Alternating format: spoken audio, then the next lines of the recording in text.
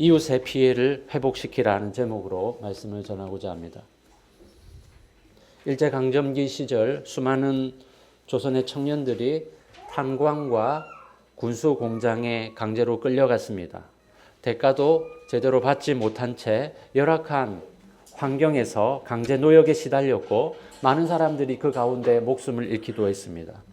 살아남아 고향에 돌아온 사람도 그 상처를 평생 안고 살아야만 했습니다. 수십 년이 지난 후 피해자들이 법정에 섰습니다.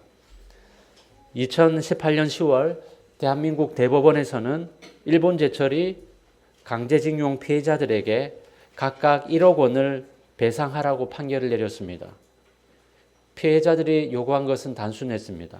일본 측은 강제 노역한 사실을 인정하고 그에 합당한 배상을 해달라는 것이었습니다.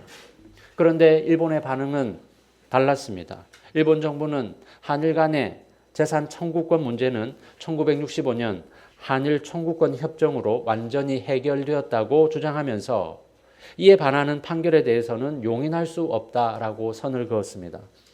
그리고 2018년 판결 이후 5년이 지나도록 일본 기업은 배상에 응하지 않았습니다. 일본 제철이 배상을 거부한 이유는 배상 능력이 없어서가 아니라 피해자들의 청구권 자체를 인정하지 않았기 때문이었습니다. 그 이후로도 소송은 계속됐습니다. 2023년 12월에 대법원은 강제징용 2차 소송에서도 미쓰비시 중공업과 일본 제철이 피해자에게 각각 1억 원에서 1억 5천만 원씩 배상하라고 판결을 확정했습니다. 그러나 일본 정부의 대변인은 그날 바로 매우 유감이고 결코 받아들일 수 없다고 밝혔습니다. 두 번의 대법원 판결을 통해서 법원은 분명하게 일본 측에 배상을 하라고 말했습니다. 그런데 일본 정부와 일본 기업의 태도는 한결같았습니다. 우리는 잘못이 없다. 이미 끝난 문제다. 왜 그들은 사과와 배상을 하지 않으려 한 것입니까? 피해자들의 그 손실을 있는 그대로 인정하는 순간 일본이라는 나라의 이미지가 훼손되고 또 숨기고 싶었던 과거 문제가 수면 위로 드러나기 때문입니다. 배상을 거부하는 이유는 단순히 재정적 부담 때문이 아니라 자기들의 고결한 이미지를 지키기 위해서입니다. 이런 것을 보면 참 일본이란 나라를 사랑하기가 힘이 듭니다. 그런데 돌아보면 이것은 일본만의 이야기가 아닙니다. 우리 안에도 이런 모습이 있습니다. 내가 누군가에게 끼친 잘못보다 나의 자존심이나 내게 닥쳐올 손해를 먼저 생각하면서 잘못을 인정하고 사과하기보다 내 손실을 축소하려는 태도입니다. 그런데 오늘 본문은 무엇이라 말씀하고 있습니까? 오늘 본문 1절을 보십시오. 사람이 소나 양을 도둑질하여 잡거나 팔면 그는 소 한 마리에 소 5마리로 갚고 양 한 마리에 양 4마리로 갚을지니라. 이 법을 제대로 이해하려면 당시 주변 나라들의 법과 비교해 볼 필요가 있습니다. 바벨론의 함무라비 법전을 보면 이렇게 말합니다.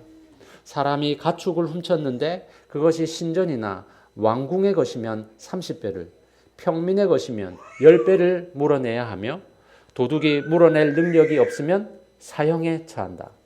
이 법조문이 의미하는 것이 무엇입니까?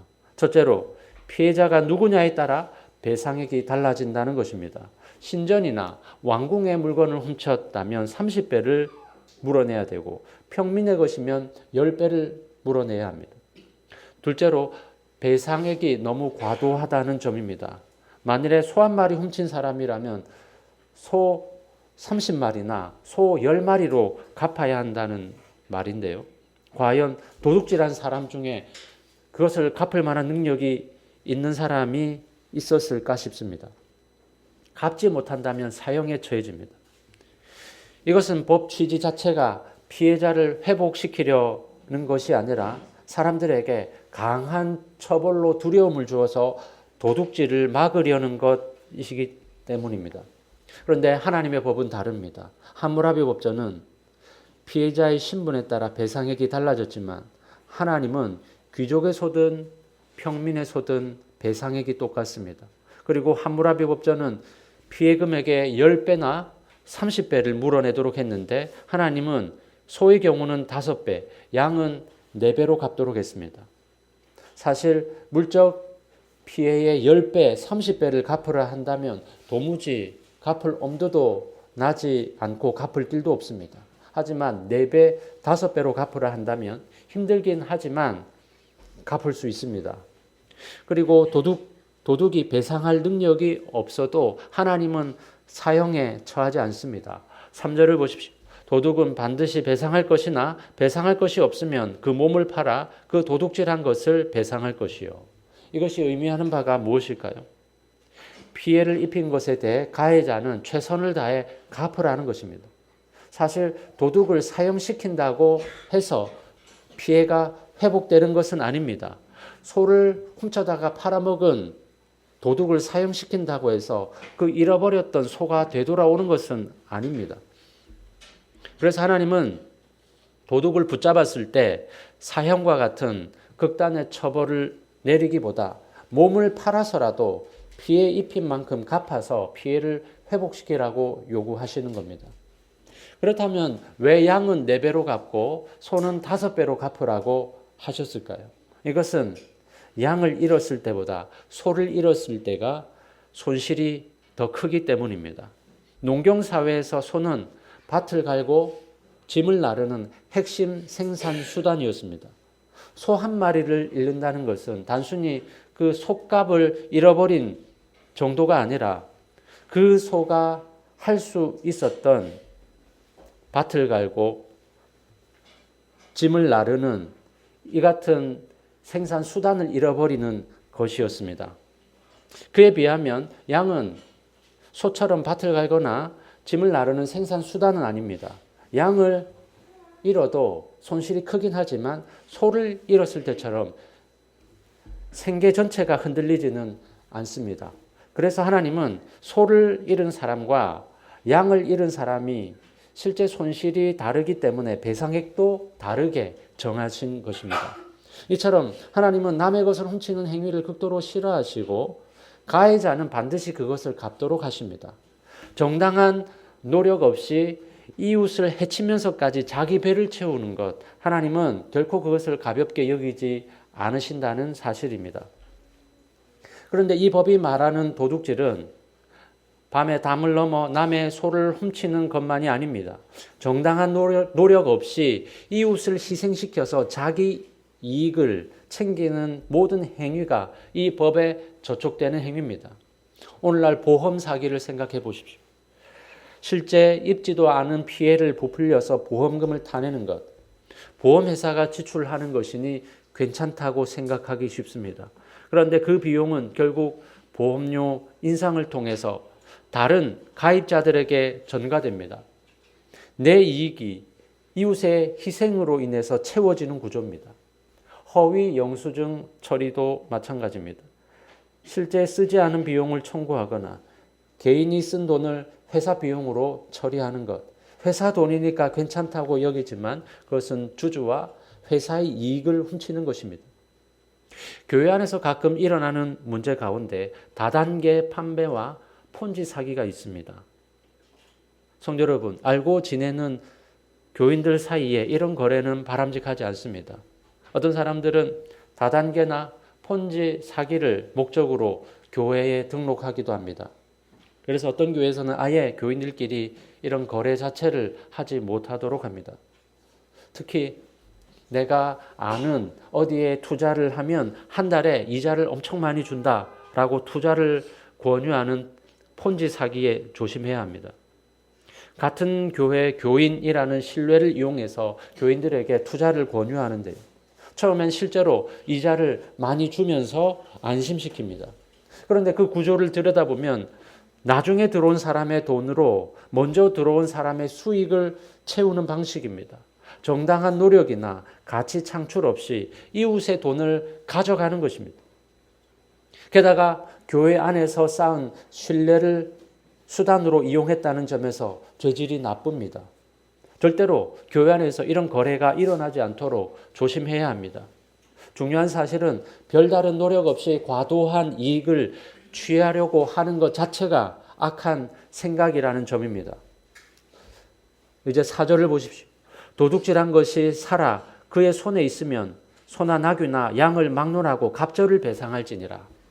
소를 훔친 다음에 그 소를 잡아먹거나 팔아버린 경우에는 배상금이 5배이지만 소를 훔쳤어도 아직 그 소가 살아있으면 2배만 갚으면 됩니다. 훔친 소를 있는 그대로 되돌려 줄 수 있다면 피해자의 손실이 최소화될 수 있기 때문입니다. 이처럼 피해를 입혔을 때 빨리 인정하고 회복시킬수록 손실은 작아지고 외면하고 미룰수록 손실은 더 커집니다. 한 번씩 연예인들의 과거 학교 폭력 사실이라든지 매니저를 갑질한 문제가 터져서 논란이 되지 않습니까? 그럴 때 어떤 연예인들은 자기 잘못을 즉각 인정하고 신속하게 피해 보상을 해 주어서 논란이 금방 가라앉는 경우가 있는가 하면 어떤 연예인들은 자기 잘못을 부인하고 법적 대응 운운하다가 나중에 걷잡을 수 없이 일이 커지는 경우가 있습니다. 하나님은 이 법을 통해 말씀하십니다. 피해를 입혔다면 미루지 말고 지금 당장 나서라. 시간이 지날수록 이웃의 손실은 더 커지고 내가 갚아야 될 배상액도 그만큼 늘어난다는 사실을 기억해야 합니다. 5절과 6절을 보십시오. 사람이 밭에서나 포도원에서 짐승을 먹이다가 자기의 짐승을 놓아 남의 밭에서 먹게 하면 자기 밭에 가장 좋은 것과 자기 포도원에 가장 좋은 것으로 배상할지니라. 불이 나서 가시나무에 댕겨 낯가리나 거두지 못한 곡식이나 밭을 태우면 불러온 자가 반드시 배상할지니라. 1절에서 4절까지는 고의로 범한 죄를 다루고 있는데요. 5절과 6절은 고의가 없는 범죄를 다루고 있습니다. 키우던 짐승이 남의 밭에 들어가서 농작물을 망쳤을 때에 또 불을 피웠는데 우연치 않게 그 불이 남의 밭으로 번졌을 때 일부러 한 것은 아니지만 배상해야 합니다. 이때 하나님은 가장 좋은 것으로 갚으라고 하십니다. 왜 그렇습니까? 내가 고의로 하진 않았지만 이웃이 손실을 입었기 때문입니다. 이때 이웃이 입은 피해에 대해서 최소한의 것으로 갚지 말고 가장 좋은 것으로 갚아야 합니다. 우리는 실수로 또 우발적으로 남에게 피해를 끼쳤을 때 졸지에 가해자가 되지만 내가 의도한 것이 아니기 때문에 한편에선 억울한 마음이 들기도 합니다. 실수로 내가 접촉사고를 냈을 때 상대방에게 미안한 마음도 들지만 한편으로는 억울한 마음도 들지 않습니까? 한순간 실수로 생긴 일인데 내가 가해자가 되니까 속상합니다. 접촉사고를 냈을 때 거의 충격도 없었는데 상대방이 범퍼 전체를 간다고 합니다. 이럴 때 우리는 상대방의 요구가 과도하다고 느낍니다. 하지만 하나님은 잘못을 회피하지 말고 가장 좋은 것으로 갚으라고 하십니다. 여기서 우리가 놓치기 쉬운 것이 있습니다. 억울한 마음이 드는 순간 우리의 시선은 이웃의 손실에서 나의 감정으로 옮겨간다는 것입니다. 이웃이 실제로 입은 피해는 뒷전이 되고 나는 일부러 한 게 아니다. 저쪽도 일부 책임이 있지 않느냐. 요구가 너무 과도하다라는 생각이 앞서게 됩니다. 그 순간 배상의 기준이 이웃이 입은 손실에서 나의 억울함으로 바뀌는 것입니다. 하나님은 바로 그 순간 우리를 멈추게 하십니다. 네 감정이 아니라 이웃의 손실을 보라. 그리고 가장 좋은 것으로 갚으라고 하십니다. 강제징용 피해자들 앞에서 일본 정부가 취한 태도를 보십시오. 대법원에서는 일본 정부와 기업이 피해 배상을 하라고 판결을 내렸지만 일본 정부의 답은 한결같았습니다. 1965년 청구권 협정으로 이미 끝난 문제다. 물론 일본 입장에서는 억울한 마음이 들 수 있습니다. 이미 청구권 협정 때 다 배상했다고 생각하기 때문입니다. 그러나 대법원에서 피해자들에게 배상하라고 판결을 내렸으니 모른 채만 하면 안 되는 것입니다. 그들은 자기들 손실을 최소화하기 위해서 피해자들에게 더 큰 고통을 안겨주었습니다. 부부 사이도 마찬가지입니다. 배우자에게 심한 말을 해서 상처를 주었을 때 사과를 해야 될 자리에서 이런 말이 먼저 나옵니다. 지난번에 당신은 나한테 더 심한 말 했잖아.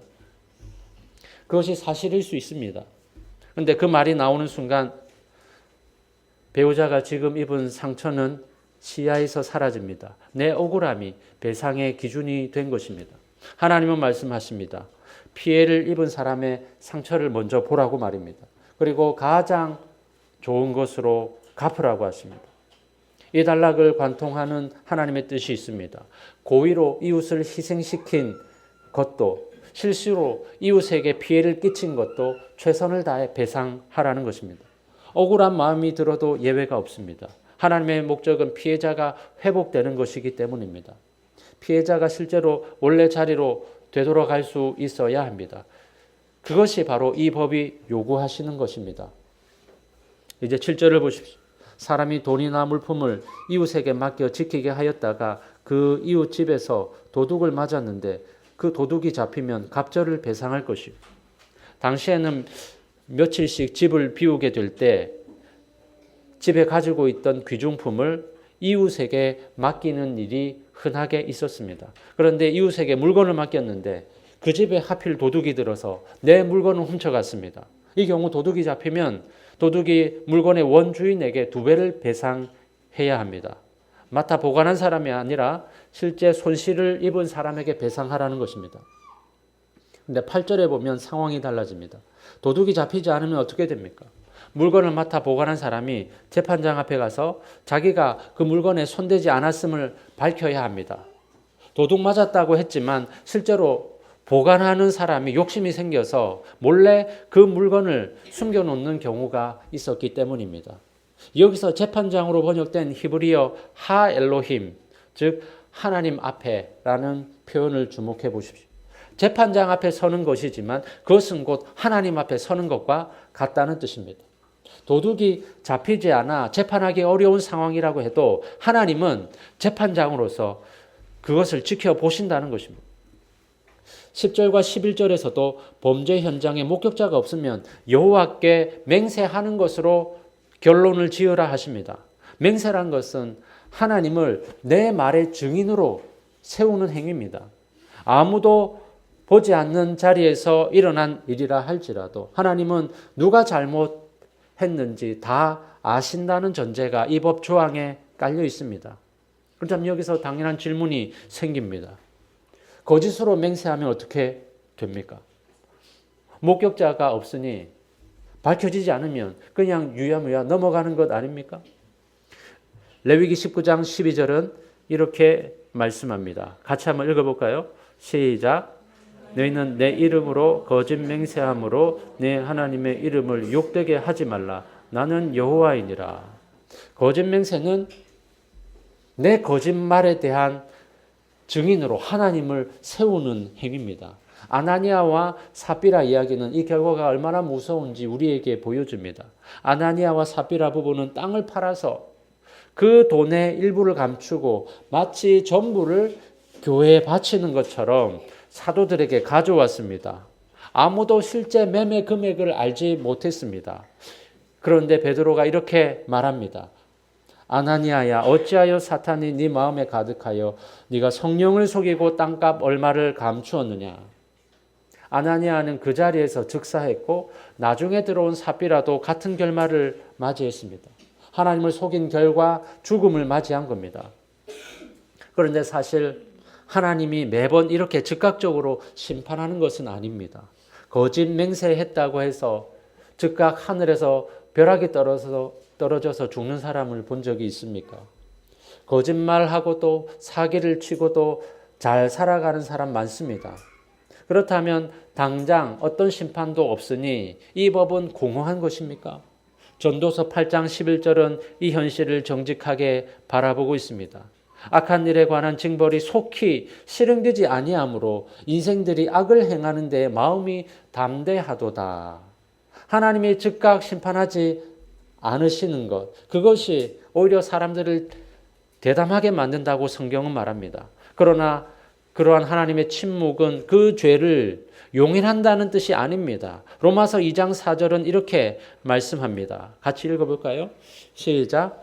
혹 네가 하나님의 인자하심이 너를 인도하여 회개하게 하심을 알지 못하여 그의 인자하심과 용납하심과 길이 참으심이 풍성함을 멸시하느냐. 지금 심판이 찾아오지 않는 것은 하나님의 인자하심과 오래 참으심 때문이지 하나님이 그것을 보지 못한 것이 아닙니다. 지금 드러나지 않은 것은 없어진 것이 아니라 나중에 드러날 일일 뿐입니다. 하나님이 지금 기다리고 계신다면 그 기다리심은 회개할 기회를 주고 계시는 것입니다. 그 기다리심을 악용해서 아무런 처벌이 없으니 괜찮은 거구나 라고 계속 모른 채 할 것입니까? 아니면 이 기회를 살려서 하나님 앞에 회개하며 나아갈 것입니까? 우리 주변에서 흔히 일어나는 일을 생각해 보십시오. 주차장에서 옆 차를 긁었습니다. 순간 주위를 둘러봅니다. 아무도 없습니다. CCTV도 없습니다. 그냥 가면 아무도 모를 것 같습니다. 그래서 그냥 자리를 뜹니다. 그런데 하나님은 그 자리를 다 보고 계셨다는 사실입니다. 아나니아와 삽비라가 땅 판 돈을 숨겼을 때 하나님이 다 보고 계셨던 것처럼 아무도 없는 주차장에서 일어난 일도 하나님 앞에서는 숨길 수 없습니다. 아무도 없었다는 것이 면죄부가 되지 않습니다. 하나님이 없으셨던 것이 아니기 때문입니다. 그런데 이것이 단지 주차장에서 사건뿐만이 아닙니다. 아무도 모른다는 생각 때문에 우리가 이웃의 피해에 눈 감는 경우가 얼마나 많습니까? 익명으로 누군가를 비방하는 온라인 댓글을 다는 것, 아무도 모른다고 생각한 업무상의 실수, 배우자 몰래 쓴 돈, 증거가 없다는 이유로 인정하지 않은 잘못들, 하나님의 법은 그 모든 자리에 하나님이 증인으로 계셨다고 선언합니다. 이웃이 실제로 입은 손실 앞에서 우리는 두 가지로 반응합니다. 아무도 없는 자리에서는 자기 잘못을 숨기려 하고 내 책임이 드러났다면 자신에게 유리하게 왜곡하려고 합니다. 두 반응의 뿌리는 하나입니다. 언제나 나 자신이 우선이라는 것입니다. 레위기 19장 18절에서 이렇게 말씀합니다. 내 이웃 사랑하기를 내 자신과 같이 사랑하라. 배상법의 정신이 바로 이것입니다. 이웃의 손실을 내 손실처럼 여기라는 것입니다. 오늘 우리는 출애굽기 22장을 통해서 두 가지 의미를 살펴보았습니다. 첫째로 하나님은 이웃을 희생시켜서 자기 이익을 챙기는 것을 미워하십니다. 고의로 이웃을 희생시킨 것뿐만 아니라 실수로 피해를 끼친 것도 내 행위로 인해서 이웃이 손실을 입었다면 내가 책임져야 됩니다. 일부러 한 게 아니다는 이유로 어물쩍 넘어갈 수 없습니다. 하나님은 피해자의 회복을 가장 우선해서 보시기 때문입니다. 둘째로 범죄 현장에 아무도 없다 할지라도 하나님은 보고 계신다는 사실입니다. 목격자가 없는 자리에서도 배상의 의무는 하나님 앞에 존재합니다. 배상하지 않으려고 사람들을 속일 때 하나님이 즉각 심판하지 않으시는 것은 묵인이 아니라 회개할 기회를 주시는 것입니다. 내 책임의 범위를 유리하게 축소하려는 것도 아무도 없는 자리에서 숨기려는 것도 하나님 앞에서는 다 드러나 있습니다. 그런데 우리는 언제나 내가 먼저입니다. 이웃이 실제로 입은 손실보다 내 이익이 먼저고 내 이미지가 먼저고 내 편의가 먼저입니다. 우리가 배상을 최소화하려는 것도 아무도 없는 자리에서 잘못을 숨기려는 것도 이유는 단순합니다. 손해보기 싫은 것입니다. 내 것을 내어주고 싶지 않기 때문입니다. 이것은 탐욕입니다. 그런데 이 탐욕의 뿌리를 들여다보면 결국 이런 질문이 있습니다. 내가 배상하고 나면 나는 괜찮을까? 내 것을 내어주고 나면 내 삶이 타격을 받지 않을까? 그 불안이 우리를 움켜쥐게 만듭니다. 그런데 빌립보서 4장 19절 이렇게 말씀하고 있습니다. 같이 읽어볼까요? 시작. 하나님이 그리스도 예수 안에서 영광 가운데 그 풍성한 대로 너희 모든 쓸 것을 채우시리라. 내가 이웃의 손실을 갚아줌으로써 손해를 볼지라도 하나님이 내 쓸 것을 책임져 주신다는 것입니다.